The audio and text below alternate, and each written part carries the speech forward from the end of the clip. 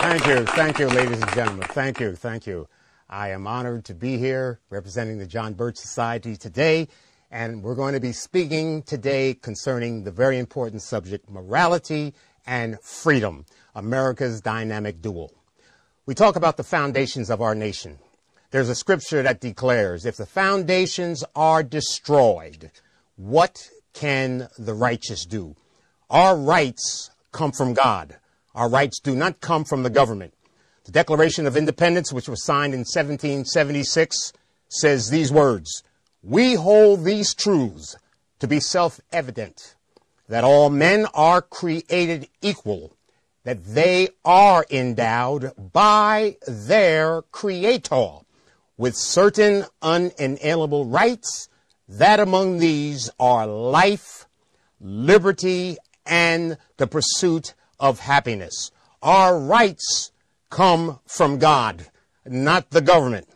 But these rights that come from God, ladies and gentlemen, are secured by our United States Constitution. The Declaration of Independence further declares that to secure these God-given rights, governments are instituted among men, and they derive their just powers from the consent of the government. In other words, it's a government of, by, and for the people. John Birch inspired our founder, Robert Welch, and Robert Welch wrote in the Blue Book in 1958, I quote, "The young man that I admire most of all those America has ever produced was a fundamentalist Baptist missionary named John Birch.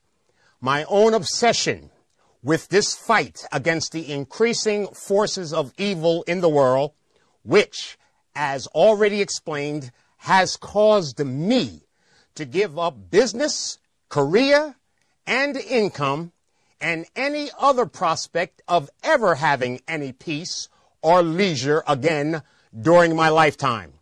This is due in large part to my admiration for John Birch, to my feelings that I simply had to pick up and carry to the utmost of my ability and energy the torch of a humane righteousness, which he, John Birch, carried so well and so faithfully when the communists struck him down," unquote.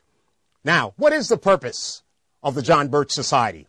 Again, Robert Welch in Section 8 of the Blue Book said these words, quote, "The purpose of the John Birch Society, as officially stated, will be to promote less or limited government, more personal responsibility, and, with God's help, a better world. The purpose also, as unofficially described and discussed among ourselves, will be exactly, ladies and gentlemen, the same thing.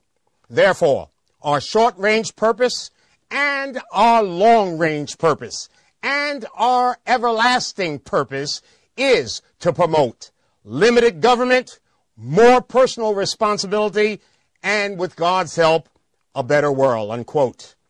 Less government, more responsibility, and with God's help, a better world. Now, on the other hand, Robert Welch, quoting him again in the JBS Bulletin, dated in September 1961, told us what the purpose of the conspiracy was. And he quotes, "Our fight against the communist conspiracy is today the most urgent and important part of our total effort.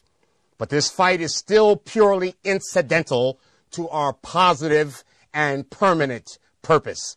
That purpose is, again, and he reiterates, to bring about less government, more personal responsibility, and, with God's help, a better world. Secondly, since it is the purpose of the communist conspiracy to bring about total government and an absence of all personal responsibility and a completely immoral world, we must do all that we possibly can to help destroy the communist conspiracy at the earliest possible moment," unquote. Now, let us contrast these two purposes, the JBS versus the conspiracy. On the one hand, John Birch Society, we look to the United States of America as a sovereign, constitutional republic. At the government level, we believe in less government.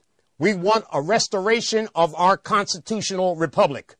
On the other hand, the conspiracy operating on the premises of the United Nations or totalitarian world government, they want total government, totalitarian United Nations world government.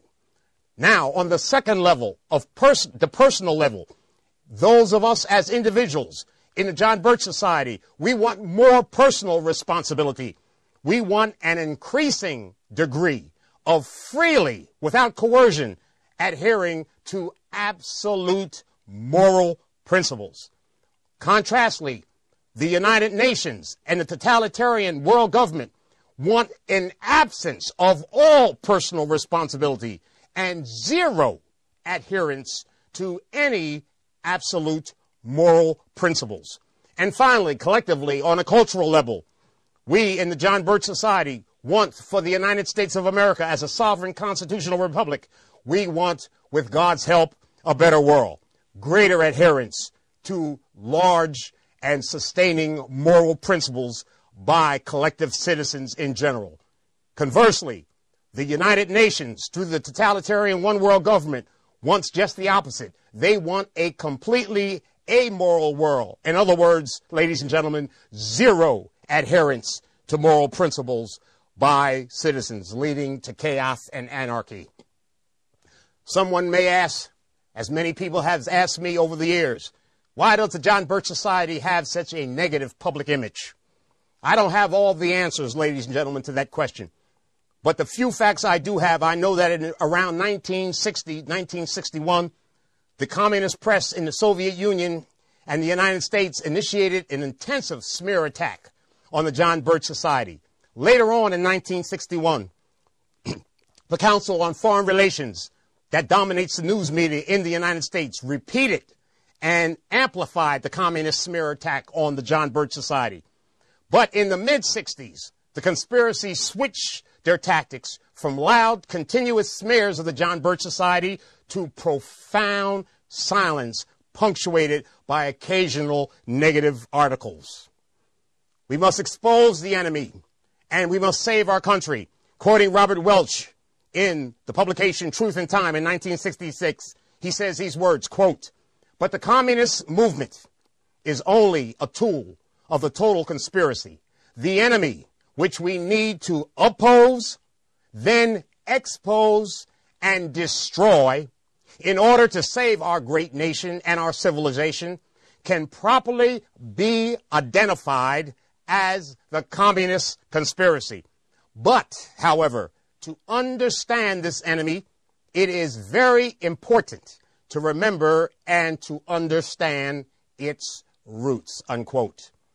Again, morality and freedom. We're going to see, ladies and gentlemen, how these two principles are linked together. Morality and freedom is the powerhouse of America. Morality and freedom is America's dynamic dual, because morality and freedom will automatically bring about limited government, more personal responsibility to fill the void, and with God's help, which is the most important, a much better world. What is our vision? What is our vision in the John Birch Society? What is the vision for a morally better world with God's help? We have 5 bullet points. The first one